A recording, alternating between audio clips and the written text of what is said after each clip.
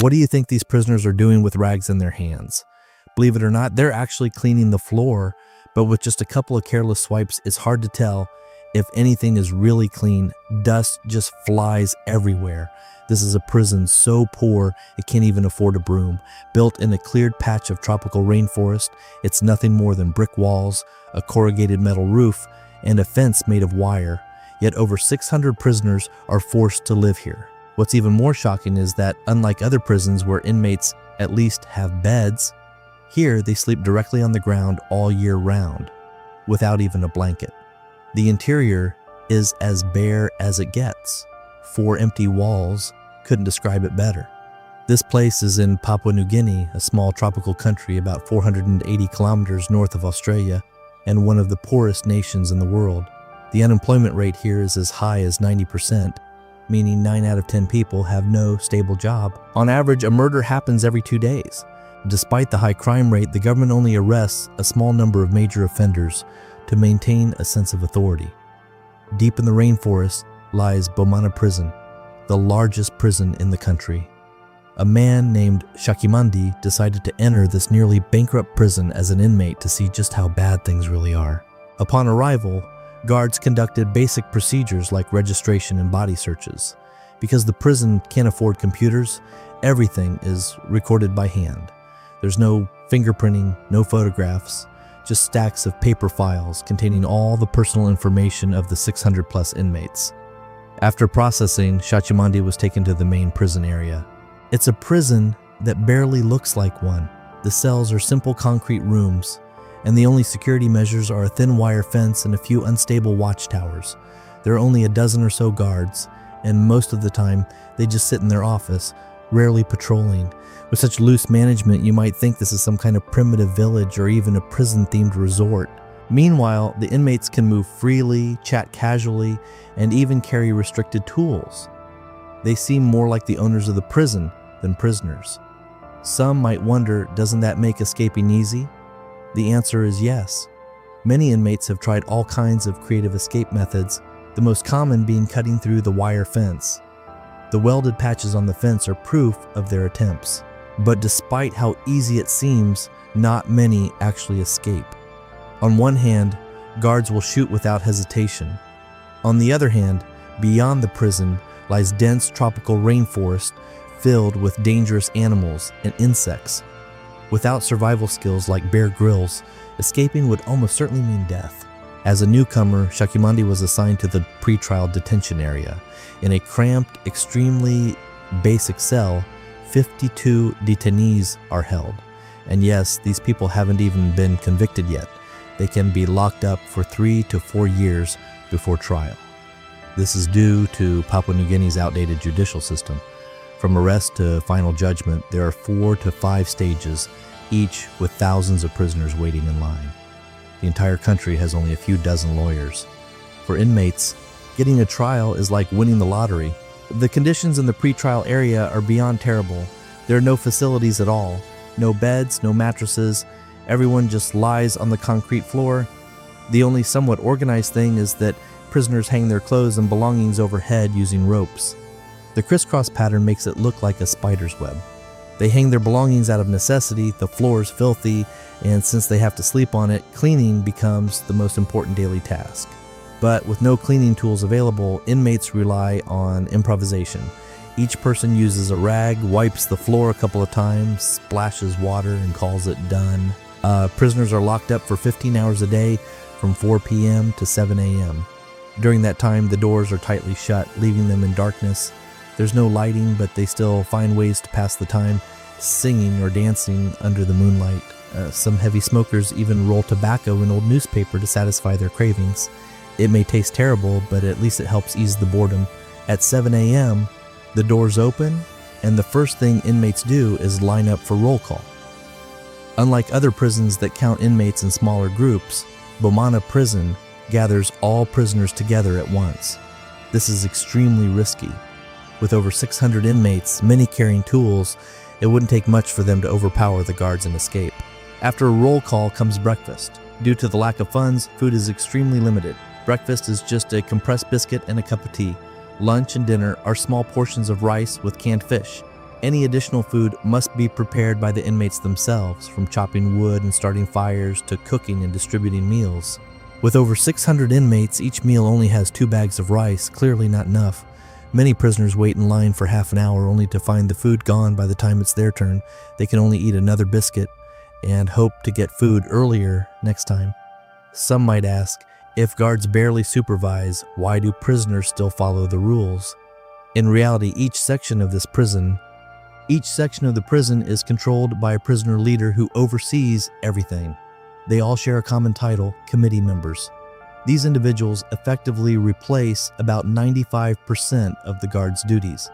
They are usually the most respected figures among inmates, not necessarily the strongest or the most ruthless, but definitely the ones serving the longest sentences. Here, the length of a sentence determines status, and death row inmates are considered the top bosses. The committee members follow the guards' instructions but handle most daily operations, managing routines, cleaning, food distribution, and even intervening in fights between inmates. In many ways, aside from the guards, they are the real authorities inside the prison. However, handing over so much power to inmates comes with serious risks.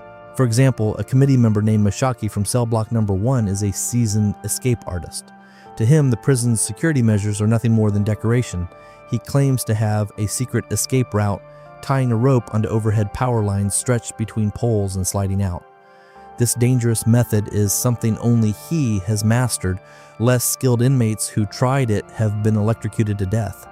Yet, when reporters reacted with shock, Mashaki calmly said this was just basic technique. To him, escaping prison is as natural as breathing. Despite having escaped many times, Mashaki chooses not to leave for good. On one hand, he would be labeled a fugitive. On the other, life inside, where he holds authority, is more comfortable than life outside. Committee members enjoy better conditions than ordinary inmates. They don't have to sleep on filthy concrete floors, but instead have their own rooms. While modest compared to others, it's practically a luxury bed. With so many people crammed together, minor conflicts are common.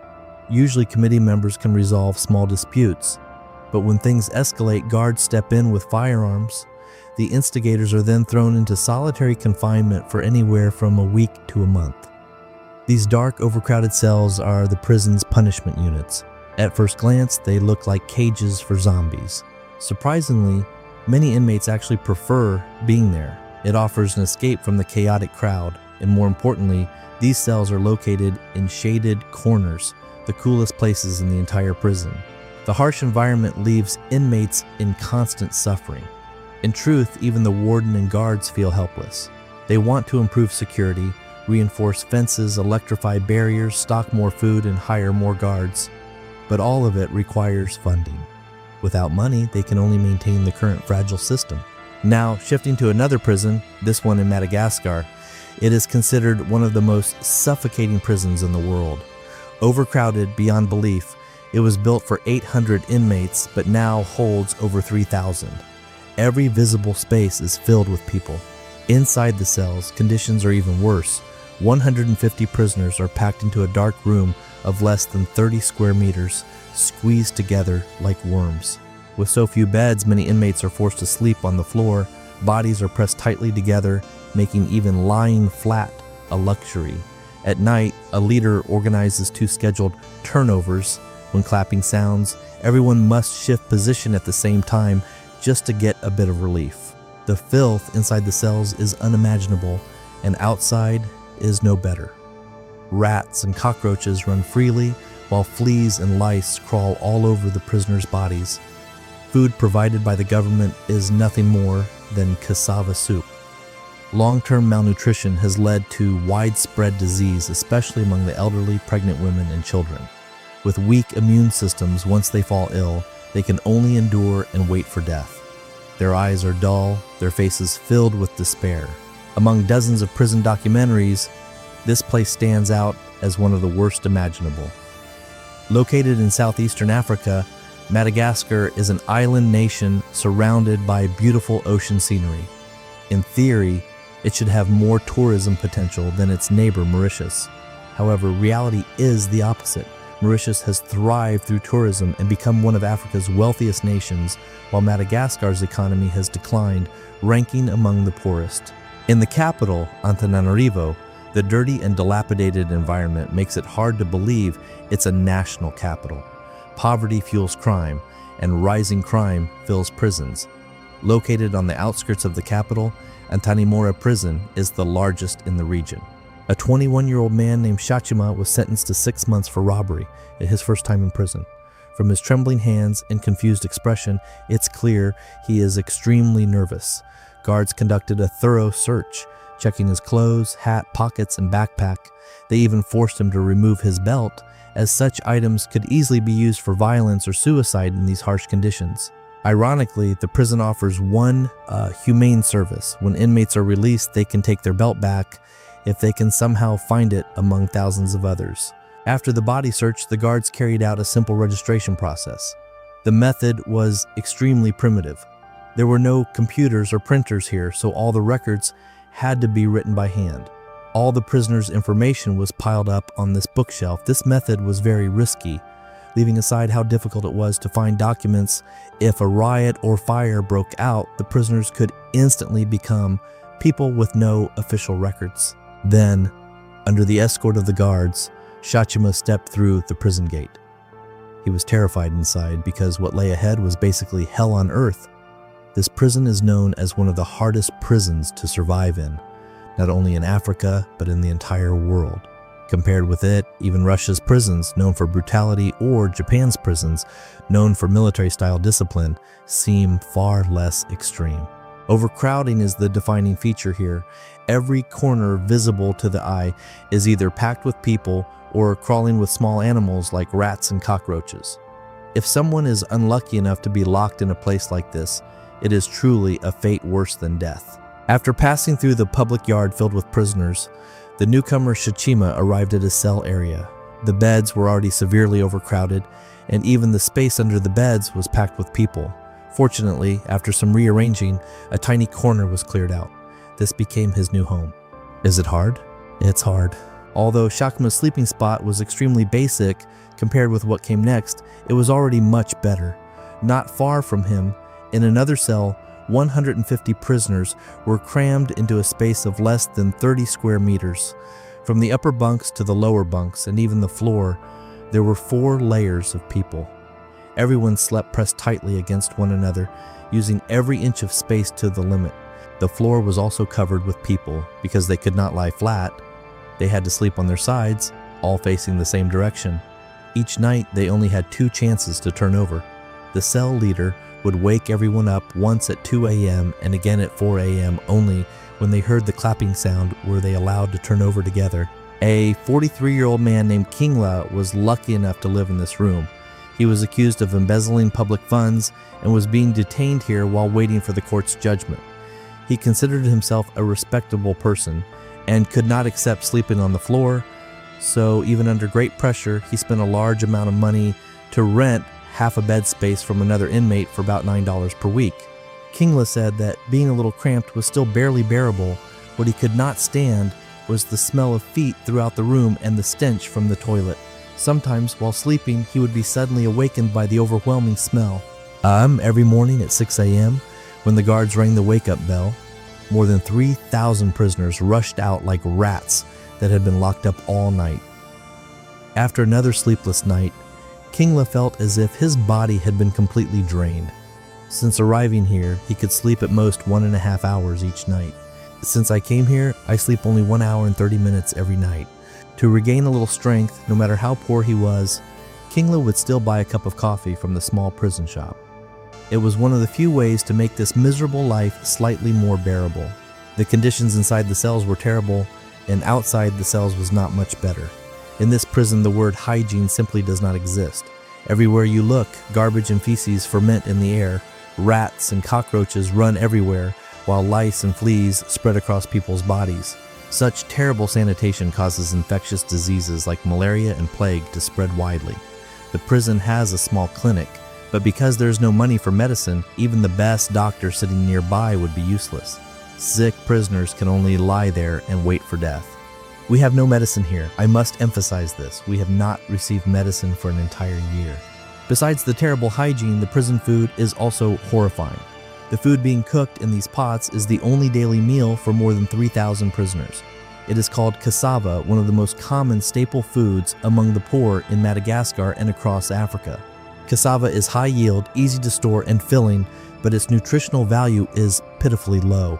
The supplies stacked in the storage room are the food provided by the government for the prisoners for 3 whole months. Because cassava is very hard, it usually takes at least 4 hours to cook it until it is barely edible. No salt is added, no seasoning is added, completely natural with 0 additives. To be honest, even pigs back home might back away after seeing this food, but many prisoners treat it like treasure. If they miss this meal, they have to go hungry for the next 24 hours.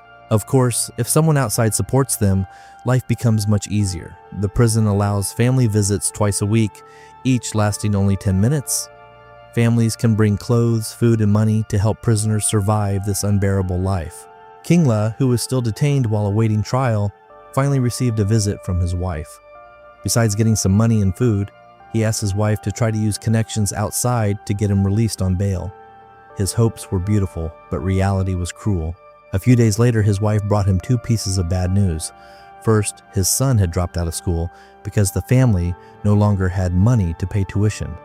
Second, Kingla was sentenced to 3 months in prison. The reason was simple.